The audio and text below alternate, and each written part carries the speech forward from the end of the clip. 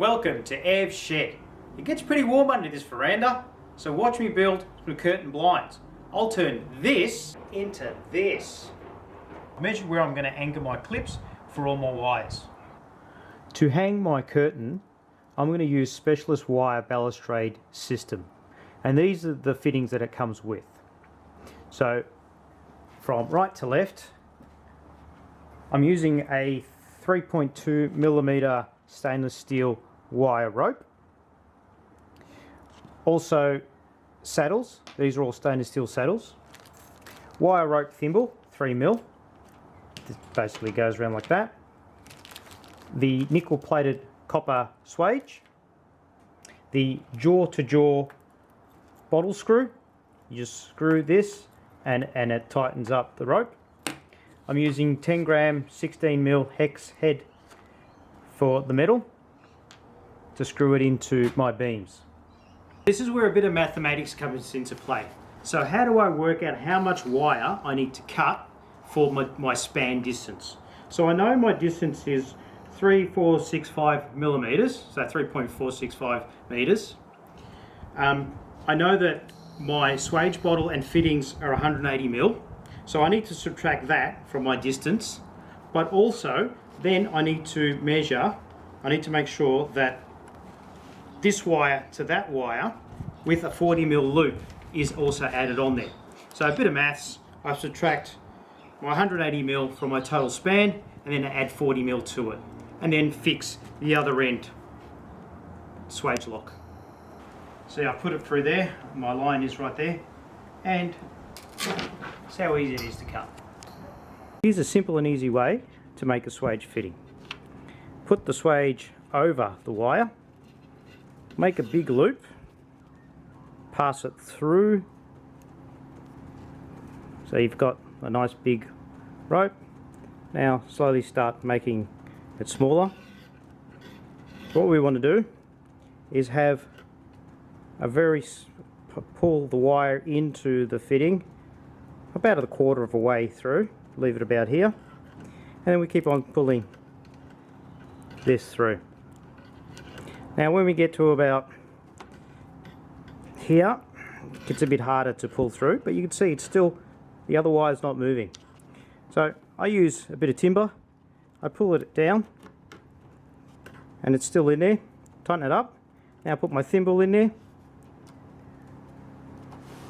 and I pull again on the wire. So that wire rope's not moving, the other one is. So now it's getting tighter and tighter and the wire rope's still in there. So now we'll just hold it and pull it down. Now that's nice and tight. Align it with the corresponding size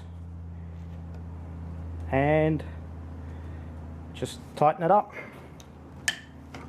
It's that simple. I usually do 3 to 4. It all depends on what you want.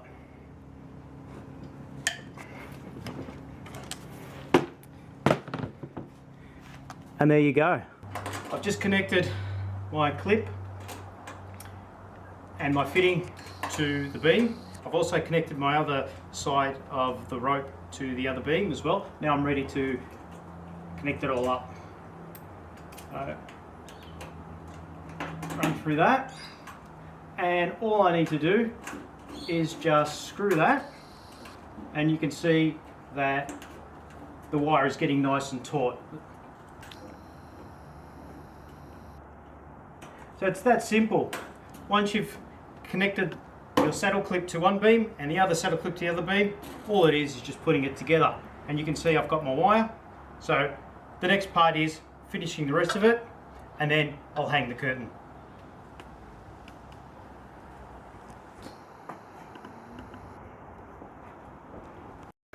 I've got a piece of canvas. Now this is the ones that they use for the painters, but it's good quality thick canvas material. As you can see, it's 3.65 meters wide, which is perfect for our width, and also 5.4 meters. So we do need a bit of extra length when we do set up our curtains. The timber that I'll be using is a pine timber for the rods that the curtains will hang off, and this is a 30 mil by 18 mil. 30 mils by 18 mil. We don't need anything too big. For my curtains, I have a length of 4 meters. So what I'll need is 9 rods. Because I want the spacing to be fairly short, around 700 millimeters between each rod. So when they do close, it only drops about 350 mils down. So it's not hitting your head when you walk past the curtain when it's fully closed. To sew the material, you first do a loop. In this case, each of my loops will be 70 mils either side. So you measure 140, you loop it over, and you just do a double stitch sew. Then you measure out 70 mil from that end to your next loop you're going to make. Do the same thing.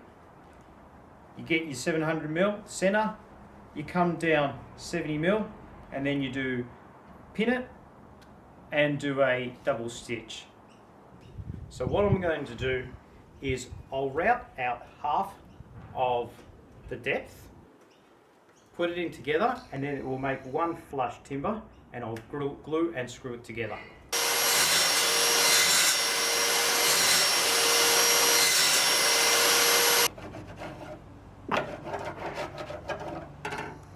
I've taken half the material off and just nicely finished it off to make it nice and smooth. And you can see now that the two pieces fit perfectly together. And now it's time to glue and screw it together. Just make sure we have the glue evenly across the whole surface. Do the same with the other surface.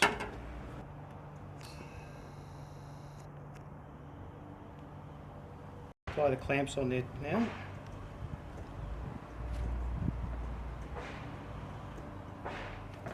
See, the glue's coming out, so give that a wipe.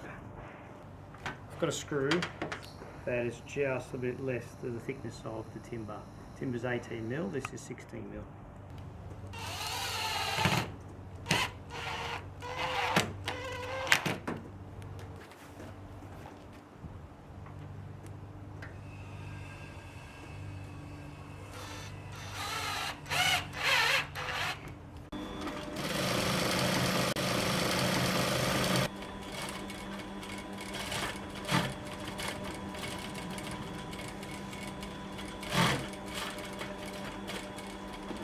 Now that I've made the curtain, it's time to iron it. It's even better ironing with this industrial ironing board.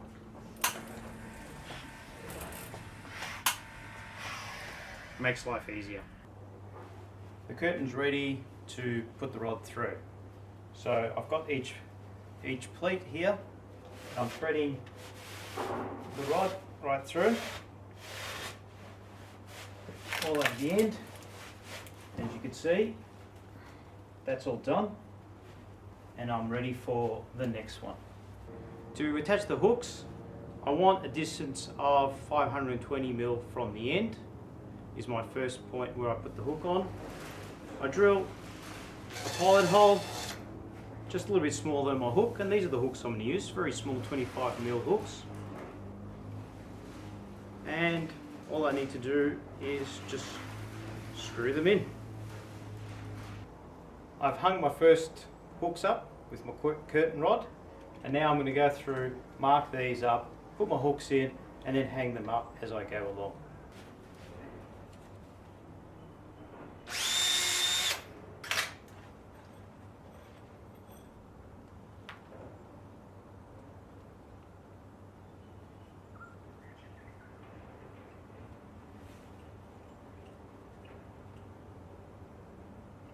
It's all complete.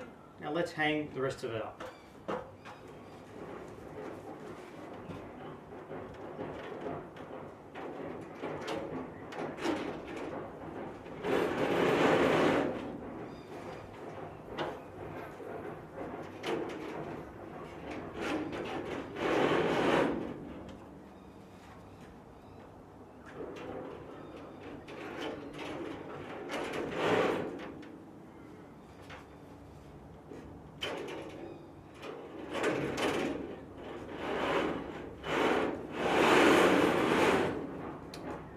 that's done.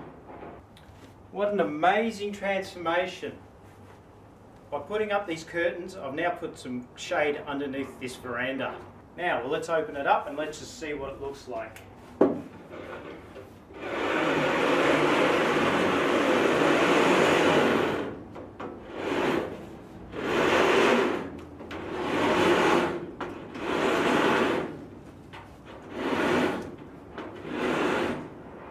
So that's the shade cloth retracted.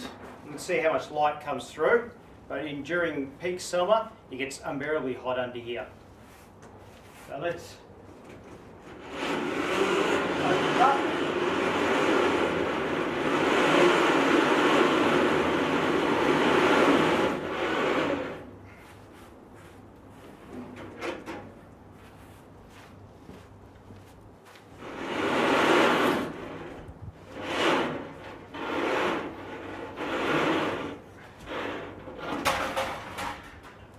Now look how much shade we've got under here. If you like what you've seen today on Ev's Shed, please hit the like button and also subscribe to Ev's Shed. Catch you later.